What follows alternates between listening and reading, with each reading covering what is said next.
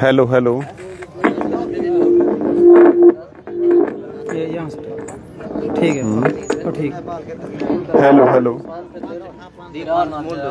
सबको अस्सलाम वालेकुम। और पवित्र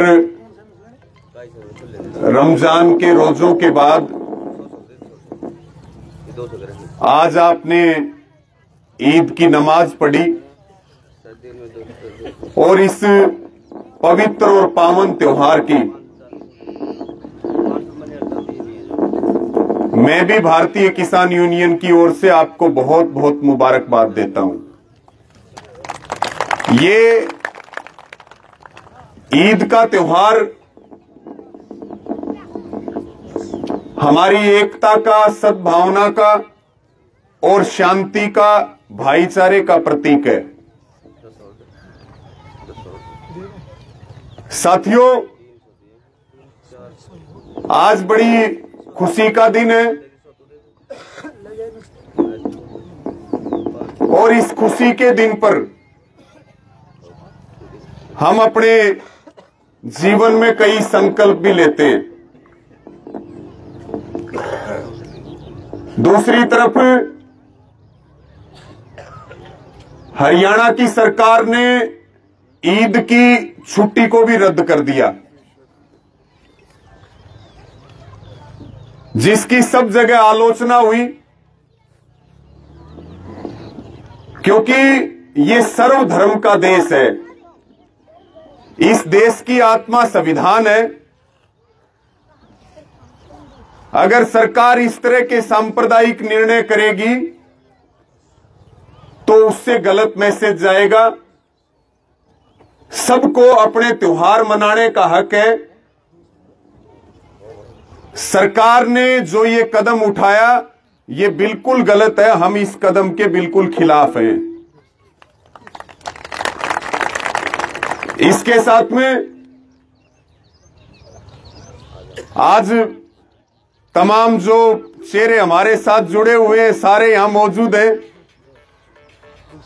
मैं सभी का धन्यवाद भी ज्ञापित करता हूं और ईद के त्योहार पे सब बच्चे से लेके बड़े तक सबने नए नए कपड़े भी पहने हैं। आधे तो आज पहचान में ही नहीं आने लग रहे हैं। लेकिन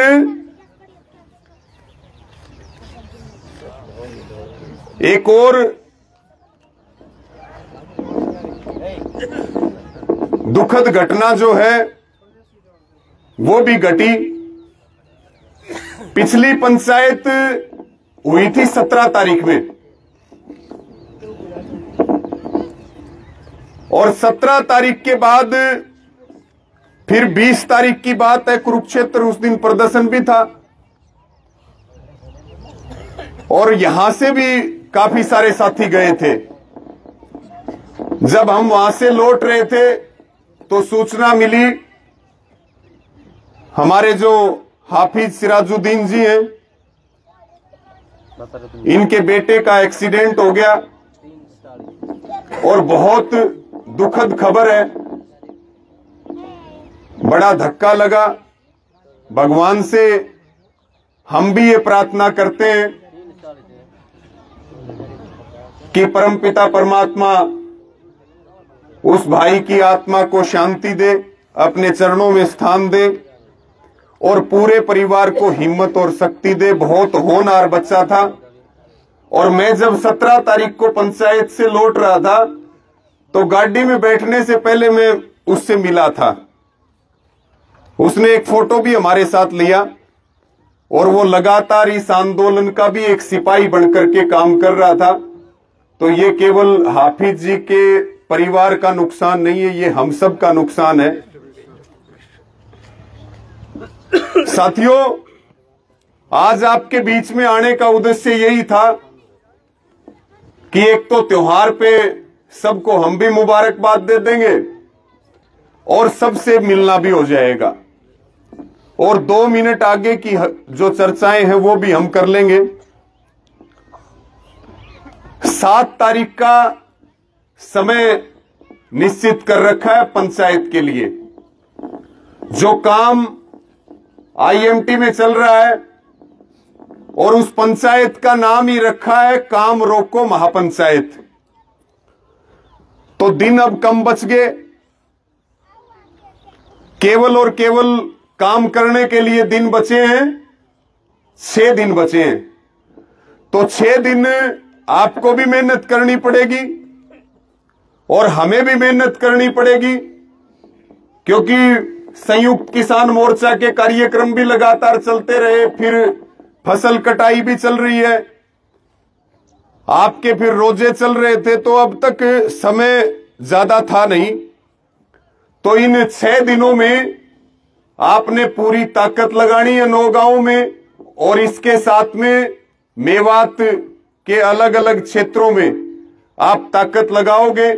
अलग अलग जगह से किसान संगठन और साथी आएंगे, तो निश्चित तौर पे हमारी जो लड़ाई है वो मजबूत होगी। सरकार ने समय दिया था कि ईद के बाद हम मीटिंग करवा देंगे, तो आज ईद है और हम भरोसा भी करते हैं।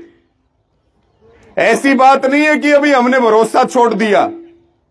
हम भरोसा कर रहे हैं कि जो कमिटमेंट एसडीएम साहब ने किया था, उस कमिटमेंट के अनुसार हमारी मीटिंग मुख्यमंत्री के साथ होगी, और कोई गड़बड़ झाला होता है तो फिर 7 तारीख की तैयारी हम अपनी करके चल ही रहे हैं। मैं ज्यादा बात नहीं कहूंगा आपको, क्योंकि आज त्योहार का समय है, सबकी अपनी अपनी व्यस्तताएं हैं। पुनः मैं आप सबको बहुत बहुत बधाई और मुबारकबाद देता हूं, और ये समय है मिलकर के लड़ाई लड़ने का। आपने अभी देखा कि संसद में एक विधेयक पास हुआ और सांसदों ने अपनी तनख्वाह 24% बढ़ा ली। 2006 के बाद अब तक 900% बढ़ोतरी हुई एमपी की तनख्वाह में, उनकी सैलरी में 24% सैलरी बढ़ी, और पिछले 22 महीने पीछे से मिलेगी वो।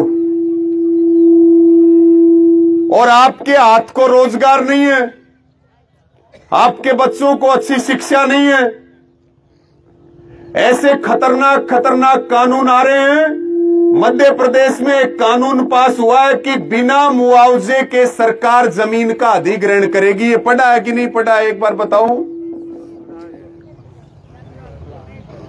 ऐसे काले कानून जो आज मध्य प्रदेश में लागू हुआ है, वो धीरे धीरे पूरे देश में लागू होगा। हरियाणा की विधानसभा में प्रस्ताव पारित हो गया कि विधायक 1 करोड़ रुपए तक का लोन ले सकते हैं 4% ब्याज पे, और आम आदमी को मिलता है 12% ब्याज पे। अभी हम लड़ाई लड़ रहे हैं। नई सरकार पॉलिसी लेकर के आई है, कृषि बाजार पर विपणन नीति। जिन 3 कानूनों के खिलाफ संघर्ष चला था, 750 किसानों की शहादत हुई थी, उन्हीं 3 कानूनों को पिछले दरवाजे से सरकार फिर लागू करना चाह रही है। वही जो है एग्रीकल्चर मार्केट को बड़े कॉरपोरेट हाउस के हवाले करना चाहती है। हमारी जमीनों पर और हमारे अनाज के ऊपर बड़े उद्योगपतियों का कब्जा चाहती है। पहले सेंटर सरकार सीधे लेके आ रही थी कानून, अब की बार राज्यों के थ्रू उसको लागू करना चाहती है। बहुत सारे मुद्दे हैं। अमेरिका से एक प्रतिनिधिमंडल भारत में आ रहा है,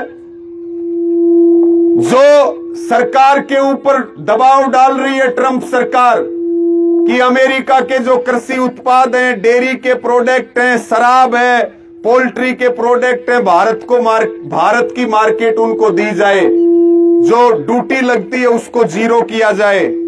आज जो चीज 100 रुपए की मिल रही है, अमेरिका के प्रोडक्ट यहां आएंगे तो वही चीज 60 रुपए की मिलेगी, फिर 60 रुपए वाली खरीदेंगे लोग या 100 रुपए वाली खरीदेंगे? तो भारत के करोड़ों पशुपालक भी बर्बाद हो जाएंगे, किसानों का भी गला घोटा जाएगा। एक तरह से डेथ वारंट के ऊपर सरकार साइन करने जा रही है, जिसका हम विरोध कर रहे हैं। तो अपनी इस लड़ाई के साथ साथ में तमाम जो हमारे मुद्दे हैं, इन मुद्दों के ऊपर हमें जागरूकता भी करनी है और अपनी लड़ाई को मजबूत करने का काम करना है।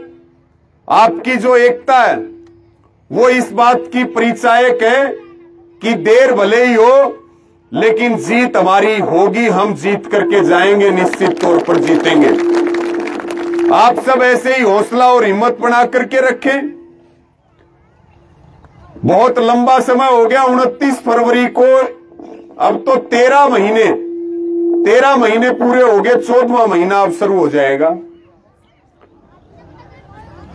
तो अपनी एकता को आप मजबूत रखें। पुनः आप सबको ईद की मुबारकबाद और बहुत शांति से अपने त्योहार को मनाएं। सबका बहुत बहुत धन्यवाद, सबको आदाब।